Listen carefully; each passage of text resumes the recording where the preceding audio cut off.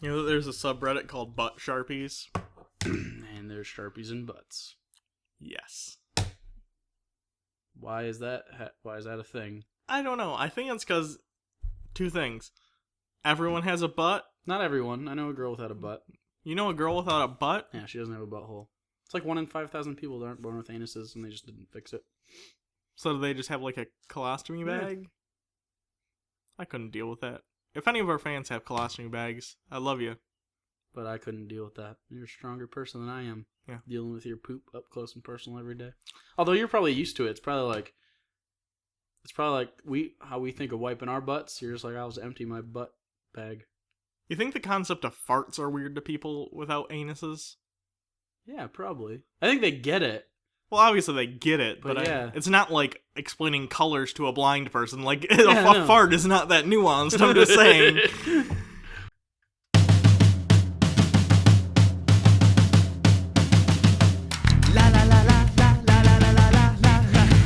Here we go. It's the Bible reloaded, the logic explosion, like Jesus and Moses, but it's Hugo and Jake. The Bible is jaded, and most of it taken, so get educated with Hugo and Jake. Pull up you and stop what you're doing, it's the Bible reloaded time. They call it debated, the theorists will hate it, like talking to taken, but it's Hugo and Jake. So on with the show then, it's not candy coated, it's the Bible reloaded, with Hugo and Jake, with Hugo and Jake. Hello, everyone. I'm Hugo. And I'm Jake. This is the Bible Reloaded. Yeah. So last time, we did some Arnold Schwarzenegger impersonations. We. You. Yeah, that's right, me. Then Samson died, so don't worry, there will be no more Arnold impersonations. Hey, we got pretty good reception on that. People were into it. I just saw a comment that said stop, though. Literally minutes before he did this, I read a comment, it's like, okay, we get it. And the comment was literally, yeah, we get it. It was a movie like 2,000 years ago. How old do you think we are? Right? Conan Yeah. the Barbarian came out in the 80s. Yeah. That's like 30 years ago. Yeah. That would be nice. What is our age? Not as old as you probably assume. Yeah. Probably not as young as you assume either. No. I don't know. Anyways, So today we're going to be looking at a couple things. my favorite part, Yeah. though. But first we have to get through some stuff. Starting in Judges, chapter 17. Micah's idols. Yeah, so basically, Micah's idols, he takes some money from his mom. She gives it to him willingly, no big deal. But there's no kings at the time, so people can do whatever the fuck they want. And he's like, you know what? I'm gonna be a rebel. I'm gonna make myself a silver idol. And then he makes it, and then that's it. No punishment, just... Oh, well, he made a cast silver idol. if I were the Bible's editor, or one of them, I would have gone, this chapter doesn't seem to serve any purposes. This book is arranged on the long side, let's cut that out. Yeah. But no, fuck it, just Micah needed a shout out. Yeah, and then the Danites settle in Laish in Judges 18, and basically some people are like, hey, look at that land over there. That looks like some pretty good land, let's go check it out. They go check it out, and they're like, hey guys, it has everything we could ever want, ever. We should take it from the people who are really peaceful, that live here in peace and harmony, and just want to be okay.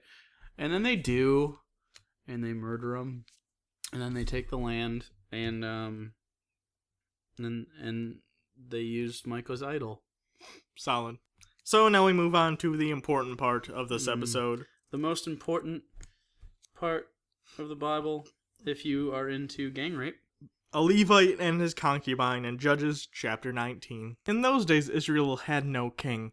Now a Levite who lived in a remote area in the hill country of Ephraim took a concubine from Bethlehem in Judah. He seems like a reasonable guy already. But she was unfaithful to him. I'm not shocked. Because she's a concubine. Yeah. I wouldn't trust her like, hey, I'm fucking your concubine. I'm not surprised. She really likes dick.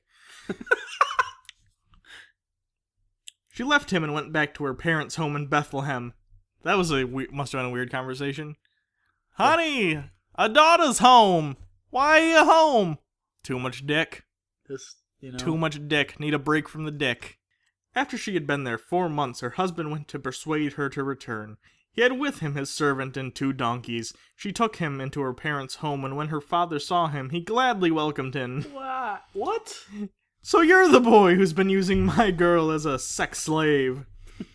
His father-in-law, the woman's father, thanks Bible, prevailed on him to stay, so he remained with him for 3 days, eating and drinking and sleeping there. That is what being there entails. Yeah. He also probably pooped there. I mean, Maybe. do you need to bring that up? Unless he's one of those people that can't poop at other places, other people's houses. I'm one of those people. You're not that. You pooped in my house before, haven't you? My old house. I've never pooped in your house. Oh. I think maybe We once. poop together now. Maybe it's like we live together, so you have to. Maybe once in an emergency. I don't remember it. But An emergency? It sounds like that would happen. Like bad diarrhea. Like I had to poop or else I would have pooped my pants. Okay. I'm just saying. I mean, you know. I don't like public bathrooms either. They're disgusting. I don't like to poop in public bathrooms either, but I'll do it if I have to. I'll do it if I have to.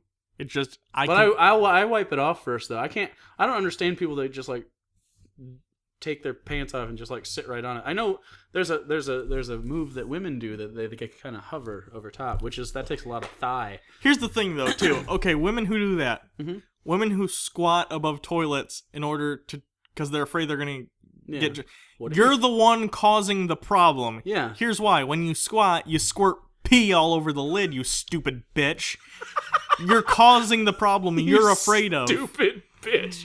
You're a little too strong on this because you never have to go in a women's restroom unless that's just how you roll and you like to live a little. You know what? Batman doesn't have to deal with criminals if he doesn't want to either, but he chooses to because it's the right thing to do. Sit down on the fucking toilet when you pee. So you're Batman? I'm P. Batman. That's great. Verse 5. On the 4th day they got up early and prepared to leave, but the woman's father said to his son-in-law, "Refresh yourself with something to eat, then you can go." So the 2 of them sat down to eat and drink together. Afterward, the woman's father said, "Please stay tonight and enjoy yourself." Why does he want this guy that's banging his daughter to stick around so much? You know, in Judges' times, it was a different time. Men couldn't freely express themselves as they were of the homosexual persuasion. Oh, I believe this father was interested in the young man, and he didn't know how to express himself. So in he their just fattened him up? Yeah, So he just couldn't move? he just wants to watch him and imagine their bearded Middle Eastern love blossom into a cactus, probably because it's the Middle East. They have cactuses in the Middle East? I don't know. More than other things. I don't know what vegetation's in the I don't know either. Middle East. Probably small shrubs. Probably not very big shrubs. No evergreens. Very few. No Christmas trees, which is fine, because this is pre-Christmas. Saturnalia might be a thing, I don't know. Not yet. It's Roman. Timeline. Verse 7. And when the man got up to go, his father-in-law persuaded him, so he stayed there that night. On the morning of the 5th day, he rose to go. The woman's father said, "Refresh yourself, wait till afternoon." So the 2 of them are together. Yeah, he totally wants dick. You were right. Yeah. Then when the man and his concubine and his servant got up to leave, his father-in-law, the woman's father, said, "Now look, it's almost evening. Spend the night here. The day is nearly over. Stay and enjoy yourself. Early tomorrow morning you can get up and be on your way home." But unwilling to stay another night, the man left and went towards Jebus, that is Jerusalem. And yes, if anyone makes a fucking Jebus joke like, Jebus, I'm gonna fucking slit your throat. Oh, shit. I will go in the comments and I will tell you how stupid you are for making that joke. You're looking at me like I'm gonna make the joke. I'm channeling my anger into you. You're the only person here. I can't see them. I can see you. That's fair. You fucking pieces of shit. Verse 11. When they were near Jebus and the day was almost gone, the servant said to his master, "Come, let's stop at this city of the Jebusites and spend the night." And he said, "Whoa, servant. You're the servant." No, he didn't. He did not say that. In case you needed clarification. I'm afraid one day we're going to add something and someone's going to be like, "Hey, look, no one said that." Yeah, we know. It's a satire. Suck a dick. It's not really a satire. We're not Jonathan Swift. It's just a joke. When something is a joke, you can just say it's a joke. Don't say it's satire unless it's satire.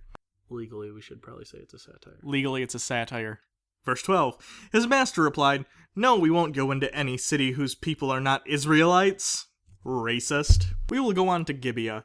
He added, "Come, let's try to reach Gibeah or Ramah and spend the night in one of those places." So they went on, and the sun set as they neared Gibeah in Benjamin. There they stopped to spend the night. They went and sat in the city square, but no one took them in for the night. Hmm. So they're dirty vagabonds. Just using the square. Probably washing in it. Washing my square, vagabond. Verse 16. That evening an old man from the hill country of Ephraim, who was living in Gibeah, the inhabitants of the place were Benjamites, came in from his work in the fields. When he looked and saw the travelers in the city square, the old man asked, "Where are you going? Where did you come from?" He answered, "We are on our way from Bethlehem to Judah, to a remote area in the hill country of Ephraim where I live. I have been to Bethlehem in Judah, and now I am going to the house of the Lord. No one has taken me in for the night. We have both straw and fodder for our donkeys, and bread and wine for ourselves, your servants. Me, the woman, and the young man with us. We don't need anything."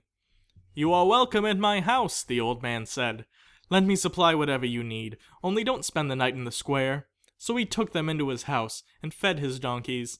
After they had washed their feet, they had something to eat and drink. This guy is just getting free food and water everywhere he goes. It's a Hebrew hospitality I know, thing. but he's really good at it. Yeah. While they were enjoying themselves, some of the wicked men of the city surrounded the house. Weird. Pounding on the door, they shouted for the old man who owned the house. "Bring out the man who came to your house now so that we can have sex with them." Sodom and Gomorrah. Right? Sodom and Gomorrah. But it's not. It's not. It happens again later. Weird. Continue. Literature. The owner of the house went outside and said to them, "No, my friends, don't be so vile. Since this man is my guest, don't do this outrageous thing. Look, here is my virgin daughter and his concubine." Again, same thing that happened in Sodom and Gomorrah, minus the concubine. It was 2 daughters then, I believe. "I will bring them out to you now, and you can use them and do to them whatever you wish. But as for this man, don't do such an outrageous thing." Because gang raping 2 people is 0 outrageous. I'd like to think, because you're going to hear how this story goes, but kind of spoilers. I'd like to think someone at some point read the story of Sodom and Gomorrah and was like, "Man, this is a good story. But what would have happened if the mob accepted the daughters as..." Yeah. And he then wrote a fan fiction about what would have happened if an angry mob got a hold of Yeah, this is like 2 young women. 50 Shades of Grey, which was a fanfic of Twilight. Yeah. They just changed the names for copyright reasons. We should do that to a book. Should write a fanfic of Harry Potter and just change the names. We'll make it sexy. You can make Harry Potter so sexy. Oculus Erecto. Oculus Erecto. Doesn't that make your eye erect? Eye penis. I'm not good. This is why I'm not a wizard. I'd be giving people eye boners. Tweet me #ipenis. At Bible Reloaded. Do it. Do it now. #ipenis. YOLO. Turn down for what? Verse 25. But the men would not listen to him. So the man took his concubine and sent her outside to them, and they raped her and abused her throughout the night. And at dawn they let her go. So... There's not many jokes we can make. let's try. What do you think the concubine had to say? No? Excuse me. Hey, person. Can I not be gang raped? No, gonna have to have You're you gonna... gang raped. They need to stick their dicks in something. Yeah, we could give him the donkey. No, I need that donkey to ride around the desert. I can't ride you around the desert. I mean, I could try, but let's be honest. You have skinny legs, you have a svelte waist, you're in good shape, but not great. Not as good as a donkey. You're not as useful as a donkey. This concubine has the most holes per capita of any of the guests in this home. So, verse 26. At daybreak, the woman went back to the house where her master was staying, fell down at the door, and lay there until daylight. I'm assuming this means that they didn't notice her until daylight. But, like, did they send her out and then were not concerned about her at all? They're just like, No, they shut the door and just kept on. They're like, whoo, that was a close one. Yeah. That was Your so turn. close. Let's play Hungry Hungry Hippos. I'm the purple hippo. It's the fastest. It's not the fastest. It's the fastest. It's not one. the fastest. It's the one that doesn't stick. The table is angled. Everyone knows the green one sticks. Purple hippo. This bit has been brought to you by a true story. Verse 27. When her master got up in the morning and opened the door of the house and stepped out to continue his way, There lay his concubine, fallen in the doorway of the house, with her hands on the threshold. I love the way that that's written. Stepped out to continue his way like, I don't fucking need a concubine, I'll just get another one. But oh, she's here. Fuck, now I gotta deal with this. He said to her, "Get up, let's go." But there was no answer. Because she was brutally raped all night. Then the man put her on his donkey and set out for home. When he reached home, he took a knife and cut up his concubine, limb by limb, into 12 parts, and sent them into all areas of Israel. Because... what? Let's take a step back, okay? Alright. This guy... yeah. Found his concubine dead at a door after she had been brutally raped all night. Yeah. Put her on his donkey, took her home. As you do. You'd think maybe a burial. No. He goes, I'm going to cut her up, limb by limb. Which is something that you don't... who thinks of that? Cuts her into 12 pieces. Yeah. Sends her to the 12 tribes of Israel. Do they have a mailing system? How does that work? Apparently one that facilitates body parts. Yeah. Because there's no way they didn't know. Because they're like, this smells like a rotting arm. The left one. Verse 30. Everyone who saw it was saying to one another, such a thing has never been seen or done, not since the day the Israelites came up out of Egypt. We read that part. I don't remember that part. Just imagine. We must do something, so speak up. No, I think we generally do an alright job of looking at stuff in the Bible and talking about it. I think we can be funny. I think we can be reasonable. I think we can be informative. There's really not a lot we can bring to this part because this is not honestly, one of those times. The dude cut up a poor girl who he sent out to be raped all night as a sign of like, hey, we should do something. And they're like, we should do something. And it's not like it's not like he took steps like, I should try and tell people about this and then inform them and create a social movement. No. He's like, I'm just going to cut her up and send her body parts to him. Right. Was there a message with the body parts or just the body parts? I feel like a message is necessarily. But even so, hey, I'm all for not being raped myself, but I'm not giving anyone in my place. What if it was you? I was just going to say, what if it's an angry crowd of TBR fans and they're going, we want to rape you, Jake, because Jake is clearly the more voluptuous. Yeah. And then he goes, no, but how about you can rape Hugo anally? Like, okay. so. And then he throws me out into all of you and you rape me anally. But I'm not cutting your ass up. That's disgusting. It's okay. I won't be dead. I can take that many dicks. And one vagina. Okay. There's one raper lady out there just... We only have 20,000 something subscribers. I can take that. 5 at a time.